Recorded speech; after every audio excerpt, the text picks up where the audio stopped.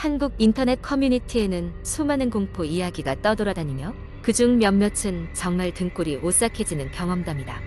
여기서는 그런 공포 경험담 중 하나를 각색하여 길게 풀어보겠다.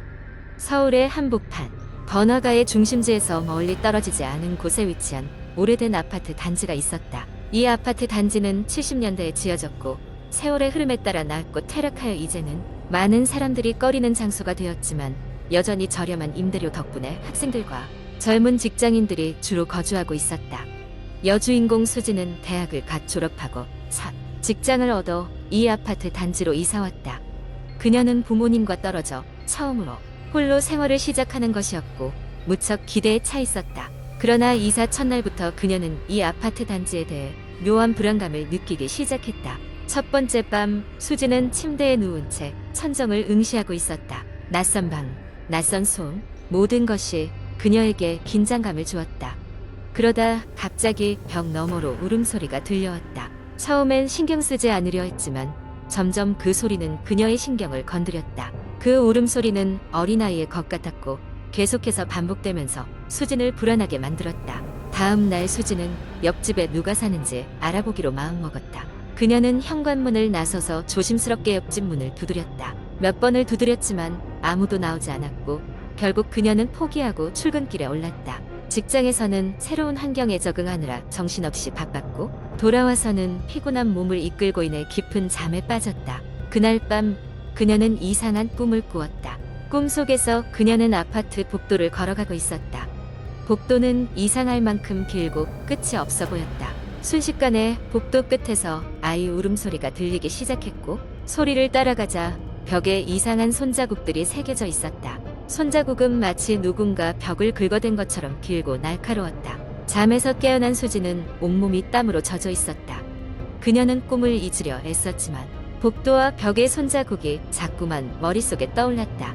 그녀는 출근길에 아파트 관리사무소에 들러 최근에 이상한 일이 있었는지 물어보았다. 직원은 고개를 저으며 아무 이상이 없다고 대답했고 사람들의 루머에 너무 신경 쓰지 말라고 충고했다. 며칠 후 그녀는 주말을 맞아 집을 정리하며 시간을 보내고 있었다. 친구를 초대해 집들이를 하기로 했고 오랜만에 친구들과의 만남을 기대하며 준비에 열중했다. 친구들은 늦은 밤까지 그녀의 집에 머물렀고 그녀의 새로운 삶을 축하해 주었다. 그러나 친구들이 돌아간 후 그녀는 또다시 울음소리를 들었다. 이번에는 훨씬 더 가까이에서 들려오는 것 같았다. 수지는 용기를 내어 소리의 근원을 찾기 위해 집을 나섰다. 그녀는 복도로 나가 소리가 들려오는 쪽을 조심스럽게 걸어갔다. 소리는 그녀의 바로 위층에서 들려오는 것 같았다. 그녀는 계단을 조심스럽게 올라가 소리가 나는 문 앞에서 멈췄다. 문은 살짝 열려 있었고 그녀는 본능적으로 손을 뻗어 문을 밀어보았다. 문이 열리자 그녀는 숨이 멎을 뻔했다. 방 안은 빈 채로 버려져 있었고 오래된 가구들만이 먼지를 뒤집어 쓴 채 자리하고 있었다. 그녀가 방 안으로 들어서자 울음소리는 갑자기 끊겼다. 그때 그녀의 발밑에서 무언가 바스락거리는 소리가 들려왔다. 그녀는 고개를 숙여 바닥을 살펴보았다. 거기에는 누군가가 남긴 일기장이 떨어져 있었다. 호기심에 그녀는 일기장을 집어들고 그 안을 들여다보았다. 일기장은 이 집에 살았던 한 어린 소녀의 것이었고 소녀는 누구에게도 말할 수 없었던 외로운 나날들을 이곳에 적어놓았던 것이었다. 일기장을 읽어나가며 수지는 소녀가 이웃들에게 잊혀진 채 홀로 외로이 세상을 떠났다는 사실을 깨닫게 되었다. 그날 밤 그녀는 깊은 상념에 잠겼다. 소녀의 외로움과 슬픔은 아직도 이곳에 머물러 있는 듯했다. 수지는 더 이상 울음소리를 신경 쓰지 않기로 마음먹었다. 이제는 그 소리가 그녀에게 슬픔이 아닌 위로가 되기를 바라며 밤이 올 때마다 소녀의 이야기를 애도하듯 조용히 받아들였다. 시간이 흐르고 수지는 새로운 친구들을 사귀며 행복한 일상을 되찾았다. 소녀의 울음은 어느새 들리지 않게 되었고 아파트는 더 이상 그녀에게 공포스러운 장소가 아니었다. 그러나 그녀는 가끔씩 그 일기장을 꺼내어 소녀의 이야기를 떠올리며 그녀의 기억이 잊혀지지 않기를 기원하곤 했다. 이상한 일들이 여전히 벌어지긴 했지만 수지는 이제 그것이 단지 저렴한 아파트 생활의 일부일 뿐이라고 생각했다. 이러한 공포스러운 경험은 때로는 우리의 삶에 깊은 깨달음을 주기도 한다. 외로운 영혼의 한탄에도 귀 기울일 줄 알아야 한다는 것을 깨달은 수지는 이제 더 큰 용기를 가지고 살아가고 있었다. 그리고 그녀는 흘러간 과거의 기억 속에서도 언제나 희망과 평화를 찾게 되었다. 두 번째 이야기. 어느 날 밤 서울의 한 고시원에서 혼자 공부를 하고 있던 청년 민수는 갑작스러운 인터넷 연결 문제로 인해 작업을 멈춰야만 했다. 시간이 늦었고 고요한 고시원 복도에는 발소리 하나조차 들리지 않았다. 민수는 인터넷 라우터가 있는 복도로 향했다. 꺼릿꺼릿한 형광등 불빛 아래 복도는 마치 과거와 현재가 만나는 경계처럼 낡은 냄새를 풍기고 있었다. 복도를 따라 천천히 걸으며 민수는 주변을 둘러보았다. 벽에는 색이 바랜 공고문들과 오래된 잔단지들이 가득 붙어있어 시간의 흔적을 느낄 수 있었다. 그러던 중 어떤 문이 눈에 띄었다. 평소에는 보지 못했던 문이었다. 황동으로 된 번호판에는 404호라고 적혀 있었다. 이상하다고 생각한 민수는 주변 다른 방들을 확인해봤다. 403호와 405호는 분명하게 보였지만 404호에 대한 언급은 어디에도 없었다. 민수는 궁금증에 이끌려 문손잡이를 잡아 돌렸다. 문은 아주 작은 소리를 내며 열렸고 서늘한 공기가 민수를 반겼다. 방 안은 창문도 없이 매우 어두웠다. 순간 불길한 느낌이 엄습했지만 민수는 핸드폰 플래시를 켜고 방 안으로 들어갔다. 벽에는 오래된 신문 기사들이 붙어 있었고 중앙에는 작은 책상이 놓여 있었다. 책상 위에는 누군가가 적어놓은 일기장이 펼쳐져 있었다. 호기심에 일기장을 들여다본 민수는 곧 바짝 긴장했다. 일기장에는 10년 전 이 고시원에서 살았던 사람이 쓴 글이 있었다. 내용은 자신이 누군가에게 추적당하고 있으며 그 존재가 매일 밤마다 찾아온다는 내용이었다. 마지막 페이지에는 404호에서 진실을 마주하다 라는 글귀가 적혀 있었다.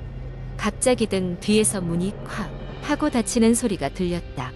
민수는 놀라 돌아섰으나 복도는 여전히 조용했다. 그때 등 뒤로 서늘한 숨결이 느껴졌다. 몸을 돌려본 민수는 방의 거울에 비친 자기 모습 뒤에 희미하게 웃고 있는 실루엣을 발견했다. 놀라서 뒤돌아본 민수는 그 자리에 아무도 없는 것을 확인했다. 하지만 심장 소리는 점점 빨라지고 있었다. 다급히 방을 뛰쳐나온 민수는 복도를 달렸다. 몇 번이고 발이 걸려 넘어질 것 같았지만 뒤돌아볼 수 없었다. 그에게는 단 한 가지 생각만이 머릿속을 가득 채웠다. 이 장소를 떠나야 해. 복도를 지나치는 동안 예전에는 보지 못했던 낡은 사진들이 벽에 걸려 있는 것을 보았다. 모두 이 고시원에서 살았다는 사람들의 사진이었다. 그중 몇몇은 희미하게 웃고 있었고 몇몇은 눈이 검게 그을려 있었다. 결국 민수는 자신이 아는 고시원 출구를 찾아냈다. 숨 가쁘게 문을 열고 나가면서 주변을 둘러보니 고시원의 바깥은 고요했다. 하지만 그의 귓가에는 여전히 속삭임이 맴돌았고 고시원에서는 약하게 깜빡이는 형광등 불빛 플래시처럼 그를 따라오는 것만 같았다. 민수는 그 길로 고시원을 떠나 절대 돌아오지 않았다. 몇 년 후 그 고시원은 헐리고 새로운 건물이 들어섰지만 여전히 밤이 되면 그 자리에 다다르면 갑작스럽게 서늘해지는 느낌을 받는다는 소문이 돈다. 사람들은 그것을 두고 잃어버린 404호의 저주라고 부르고 있었다. 세 번째 이야기. 여름 방학이 시작되고 나는 오랜만에 할머니 댁에 방문하게 되었다. 서울의 번잡함을 피해서 조용한 농촌에서 잠시 쉬고 싶었다. 할머니는 내가 어릴 때부터 여름마다 찾던 곳이라 여러모로 익숙했다. 할머니의 집은 오래된 한옥으로 주변에는 옥수수 밭과 작은 숲이 있었다. 대문을 열고 들어서자 할머니가 반갑게 맞아주셨다. 할머니와 담소를 나눈 뒤 나는 짐을 풀고 주위를 둘러보기로 했다. 집 구석구석에는 시간이 멈춘 듯한 오래된 물건들이 가득했다. 특히 눈에 띈 것은 바람에 살랑거리는 커튼 뒤로 보이는 낡은 장롱이었다.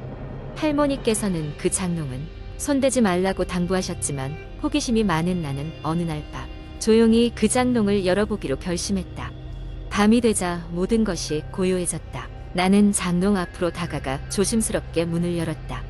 장롱 안에는 아무것도 없었다. 하지만 왠지 모르게 차가운 바람이 밀려와 내 피부를 간지렸다. 문을 닫으려는 순간 귓가에 윙윙거리며 작고 낮은 소리가 들려왔다. 나와 함께 놀지 않을래? 순간 소름이 돋았다. 나는 황급히 문을 닫고 방으로 돌아왔다. 다음 날 나는 할머니에게 이상한 소리를 들었다고 말하자 할머니는 한숨을 쉬며 예전의 이야기를 들려주셨다. 오래전 이 마을에서는 한 소녀가 실종되는 일이 있었다고 했다.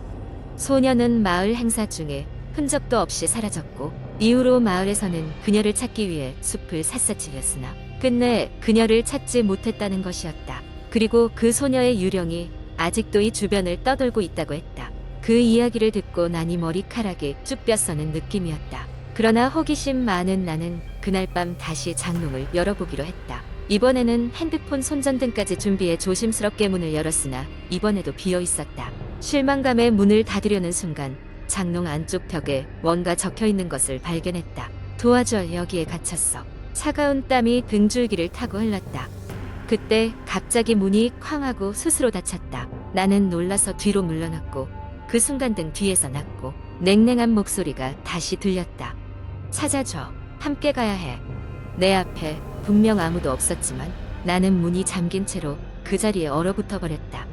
그날 밤 나는 그러한 기이한 현상에 대해서 혼자서는 더 이상 해결할 수 없다는 것을 느꼈다. 다음 날 마을에 사는 몇몇 어르신들에게 이 일을 상의하였고 그중 한 분은 오래된 전설을 이야기해 주셨다. 아주 오래전 이 마을에는 특별한 능력을 가진 아이들이 있었고 그들은 자라면서 마을을 보호하는 역할을 맡았다는 것이다. 그런데 어느 날 그중 한 명이 사라졌고 그 이후로 마을은 점점 쇠퇴하게 되었다고 했다. 며칠 뒤 나는 마지막으로 장롱을 다시 한번 조사하기로 마음먹었다. 이번에는 할머니도 동행하셨다. 장롱의 문을 열고 안을 들여다보았을 때 잘못 본 것인지 모르겠으나 흐릿한 실루엣이 보이는 듯했다. 그리고 아주 희미하게 고마워 라는 목소리가 들렸다. 그 뒤로는 기이한 소리가 사라졌고 밤마다 벌어지던 불가사의한 경험도 더 이상 일어나지 않았다. 내 여름 방학은 그렇게 끝이 났지만 그 이후로도 그 일이 내 머릿속을 떠나지 않았다. 할머니 댁에서 보낸 마지막 밤 나는 문득 창밖을 바라보다가 창가에 서 있는 소녀의 형체를 봤다. 소녀는 나를 향해 부드럽게 웃으며 손을 흔들었다. 이상하게도 그 순간은 오히려 평온했고 나는 그때 처음으로 그녀가 이제는 편히 쉬고 있다는 것을 알 수 있었다. 내가 떠나온 이후 마을에서는 헛간을 헐어 새로운 학교를 짓기로 했다는 소식을 들었다. 그리고 이제는 더 이상 그 마을에 서기이한 일들이 일어나지 않는다고 한다. 누구에게도 말하지 않았지만 그날 밤 장롱 속에서 봤던 글자는 아마 그 소녀의 마지막 메시지였을 것이다.